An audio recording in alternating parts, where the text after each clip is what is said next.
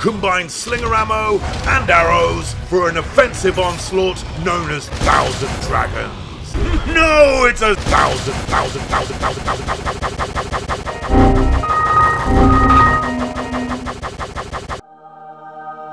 Infinite Dragons.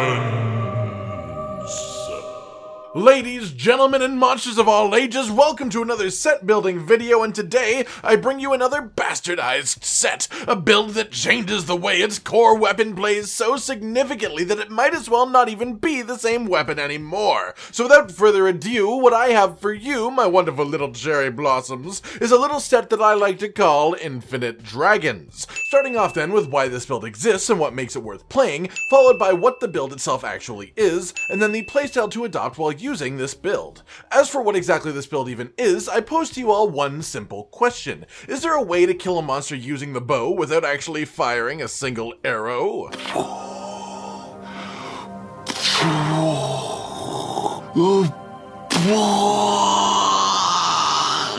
Last week, I made the longsword a stunning machine, and today I've decided that 1,000 Dragons, the new bow attack that takes advantage of slinger ammo and the clutch claw and doesn't actually use any arrows at all, should be the only attack that I ever have to use while playing the bow. So today's subject, the Infinite Dragons build, will let you viably kill monsters within quest time limits while using no other bow attack than the 1,000 Dragons itself.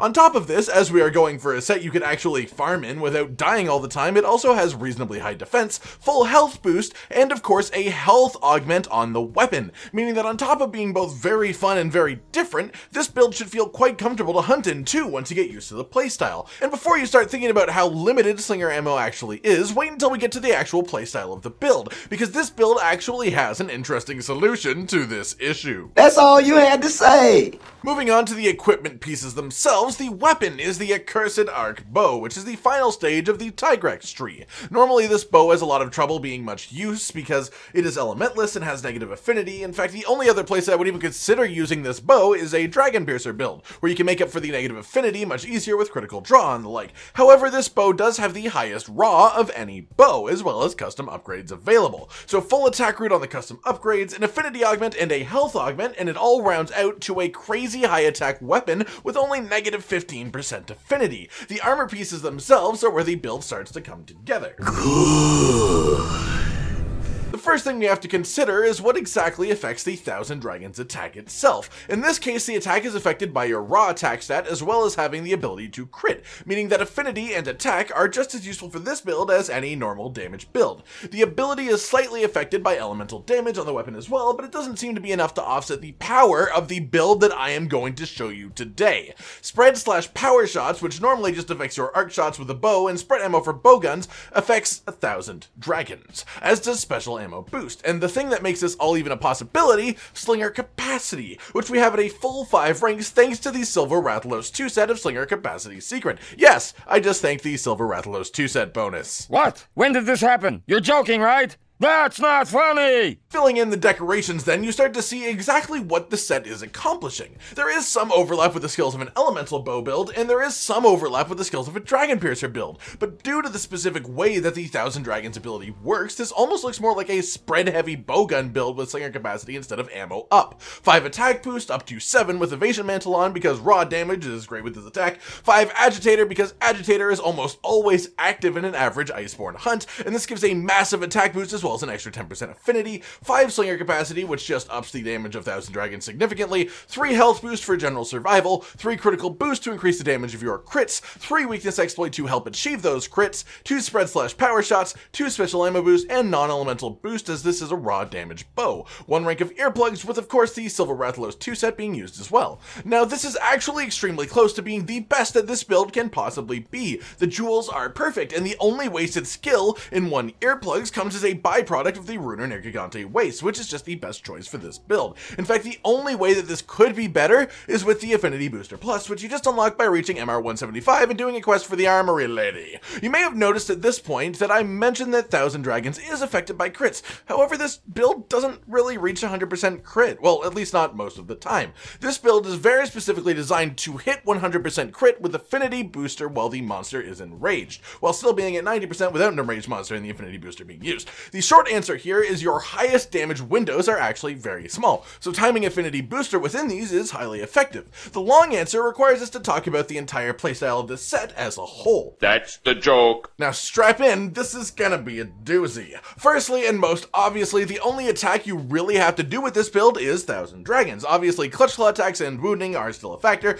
especially as with the bow they produce Slinger ammo, which you can then use for your Thousand Dragons. So we'll start off with the general playstyle, and then we'll get into the proper process for the beginning of a hunt, where it can be a little bit crazy. The gameplay loop itself is very hit and run, essentially the same idea as a Dragon Piercer build, just dodge around and find your openings, launch Thousand Dragons at the weak spots. Generally speaking, Thousand Dragons is supposed to be used when you have Slinger ammo, and the way that this build works, when you have Slinger ammo, your Thousand Dragons can hit anywhere from 850-ish with Thorn Pods, all the way up to 1800 plus with Piercing Pods, and that is just on the cart in the training room. Even something like Stones, due to the Slinger capacity secret skill, deal 1100 damage with this set to the cart. However, one thing it is extremely important to be aware of is that you can use Thousand Dragons without any ammo, and because of the way that this build is set up, the attack is actually still ridiculously effective without ammo. Just look at the damage, it's almost 800 with nothing. So what this means is if you are near a source of Slinger ammo, it should always be a priority. However, if it is far away, the attack itself with no ammo is totally viable and should be used instead.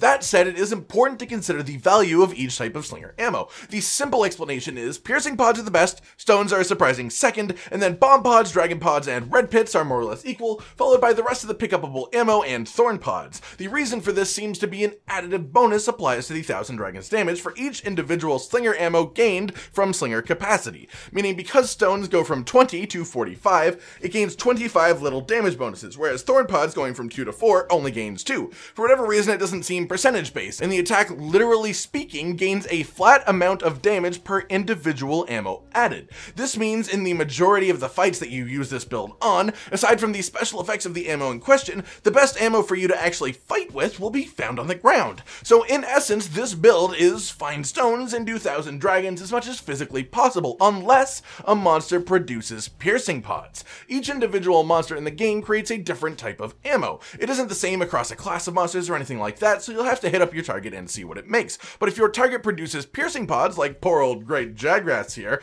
they will be an absolutely optimal target for this build, which brings me to the opener and the reason for Affinity Booster being so good with this build. The bow's Clutch Claw attack is capable of producing 5 Slinger ammo from an individual monster. Your goal is to start the fight by pulling all 5 of them down on the floor, ready to use. Stick on your Evasion Mantle, trigger the buffs, stick down an Affinity Booster, and start plowing Thousand Dragons through the monster's skull. In the case of this Jagrass, he walked away a little bit early, upset by the whole situation, so I followed him, busted out the stones, stunned him, and he made more Piercing Pods like the nice little lizard he is. And yes, I did say stuns, because stones actually do stun damage as well, so it's a really effective move with this build. This works with any monster dropped Slinger ammo. Even Thorn Pods are absolutely worth using if you can pile 5 lots of it beside each other for rapid use. Honestly, when I set out to make this build, I wasn't sure it would actually work. I mean, even the idea that the ammo-less Slinger shot could do 800 damage blows my mind. But when the build showed me what it was capable of, I could not be happier.